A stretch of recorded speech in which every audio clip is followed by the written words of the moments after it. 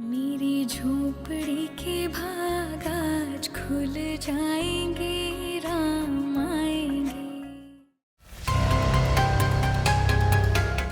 अगले साल 22 जनवरी की तारीख ऐतिहासिक होगी। इस पर पूरे देश की नजर है। इस दिन अयोध्या के राम मंदिर में रामलला के प्राण प्रतिष्ठा समारोह का आयोजन है। इसके लिए अतिथियों को न्योता भेजा जा रहा है। इनमें विपक्ष के कई नेता भी शामिल हैं। विपक्ष के नेताओं को न्योता भेजकर बीजेपी ने उन्हें पूरी तरह उलझा दिया है। उन्हें समझ नहीं आ रहा है वे करें तो क्या करें। लोकसभा चुनाव 2024 से पहले बीजेपी राम मंदिर का पूरा श्रेय अपने खाते में लेगी। विपक्ष को इस बात का डर है।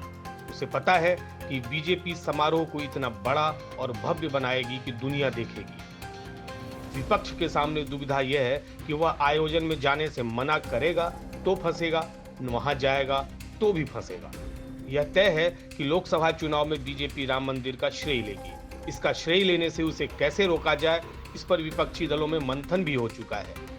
बीजेपी ने राम मंदिर मुद्दे पर विपक्ष को पूरी तरह धर्म संकट में डाल दिया है। विपक्ष के जिन नेताओं को निमंत्रण मिला है उनमें पूर्व कांग्रेस अध्यक्ष सोनिया गांधी, मौजूदा कांग्रेस अध्यक्ष मल्लिकार्जुन खड़गे, अधीर रंजन चौधरी, सीताराम येचुरी सहित कई नाम शामिल हैं।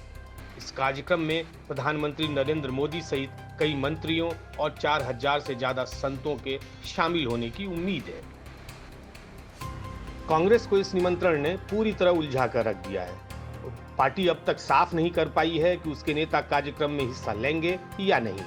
कांग्रेस के जिन नेताओं को श्री राम जन्मभूमि तीर्थ क्षेत्र ट्रस्ट से न्योता गया है उनमें सोनिया गांधी, मल्लिकार्जुन खड़गे और अधीर रंजन चौधरी के नाम शामिल हैं। दिक्कत यह है कि अगर सोनिया, खड़गे और अधीर कार्यक्रम में नहीं जाते हैं तो बीजेपी को मौका मिल जाएगा। उसे कांग्रेस को हिंदू विरोधी साबित करने में जरा भी देर नहीं लगेगी। कांग्रेस के नेता जाते हैं तो मुसलमानों की नाराजगी मोल लेनी पड़ सकती है। कांग्रेस के नेता कार्यक्रम में गए और सपा बसपा ने इससे दूरी बना ली तो मुस्लिम वोटरों का समीकरण बिगड़ सकता है। उस स्थिति में मुसलमान सपा और बसपा का रुख कर सकते हैं। कांग्रेस ऐसा बिल्कुल नहीं चाहेगी। इसकी वजह भी है। हाल के कुछ वर्षों में कांग्रेस मुसलमानों का भरोसा जीतते हुए दिखी है। तेलंगाना में कांग्रेस की फतह इसकी बानगी है। वहां बीआरएस से पल्ला छुड़ाकर मुसलमानों ने कांग्रेस का हाथ थामा।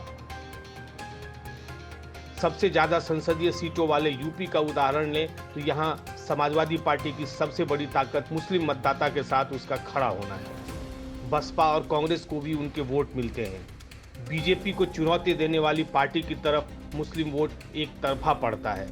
राष्ट्रीय स्तर पर कांग्रेस बीजेपी को चुनौती देने वाली सबसे बड़ी पार्टी है। ऐसे में कांग्रेस मुस्लिम वोटरों को नाराज नहीं करना चाहेगी। यही वजह है कि कांग्रेस के नेता प्राण प्रतिष्ठा समारोह में जाने को लेकर कुछ भी स्पष्ट नहीं बोल रहे। वे यह भी बताने से नहीं चूक रहे कि राम मंदिर किसी एक व्यक्ति या पार्टी का नहीं है। राम मंदिर किसी एक व्यक्ति विशेष का तो नहीं है और उसका श्रेय किसी पार्टी को नहीं लेना चाहिए। राम मंदिर जी के ऐसे मैं कहूँ तो दरवाजे जो राजीव गांधी जी ने खोले थे वो, लेकिन राम जी किसी व्यक्ति विशेष के नहीं हैं। राम जी हमारे भी हैं। हम सरदार हैं, सिख हैं, गुरु ग्रंथ साहब को मानते हैं। गुरु ग्रंथ साहब में भी बहुत बार राम जी का नाम आया है।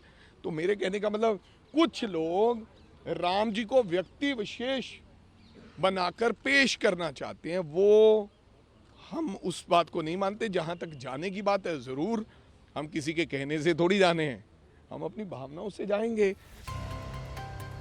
वाम दलों को छोड़कर कार्यक्रम में शामिल होने को लेकर अब तक किसी भी पार्टी ने अपने पत्ते नहीं खोले हैं। सीपीएम के महासचिव सीताराम येचुरी राम मंदिर में रामलला की प्राण प्रतिष्ठा कार्यक्रम में शामिल होने से इनकार कर चुके हैं।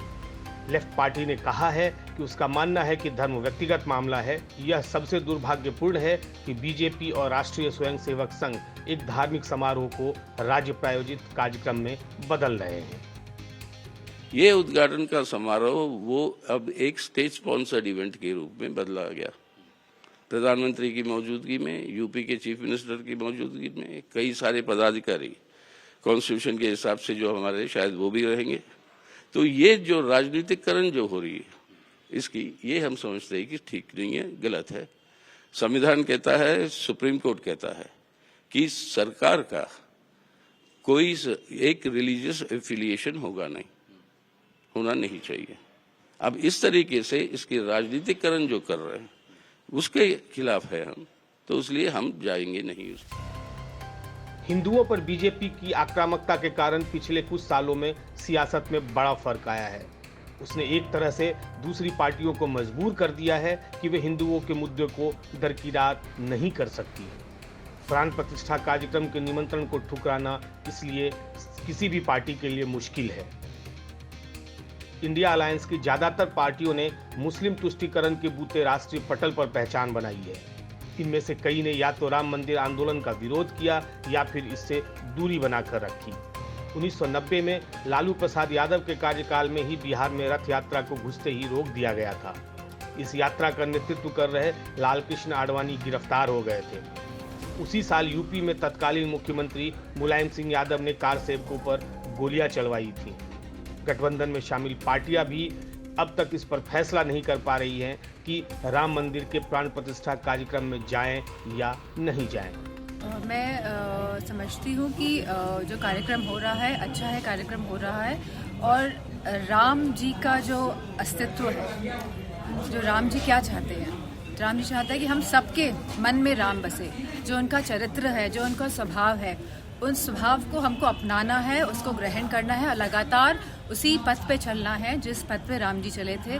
जो सच्चाई का पथ है, जो ईमानदारी का पथ है, जो सबको मिलकर चलने का पथ है। तो मेरा मानना है कि सभी देशवासियों को राम जी को ग्रहण करने का समय सही समय है। राम मंदिर आंदोलन से लेकर राम मंदिर बनने तक का सफर लोगों ने आंखों से देखा है। इससे कई पीढ़ियां जुड़ी रही है। ऐसे में तथ्यों को छुपाया या तोड़ा मरोड़ा नहीं जा सकता है। यहाँ बीजेपी के पास बड़ा एडवांटेज है। राम मंदिर के लिए उसका संघर्ष इतिहास के पन्नों में दर्ज है, उसी का वह फायदा उठा रही है। दूसरी ओर विपक्षी पार्टियों को लगता है कि इसका सारा श्रेय बीजेपी को ही मिलने वाला है, लेकिन वे बहुसंख्यक हिंदू वोटर्स को नाराज करने का जोखिम भी नहीं लेना चाहते। उनकी दुविधा का यही कारण है। देखना है कि राम मंदिर की यह सियासत अगले लोकसभा चुनाव तक किस करवट बैठती है। चुनाव आज तक।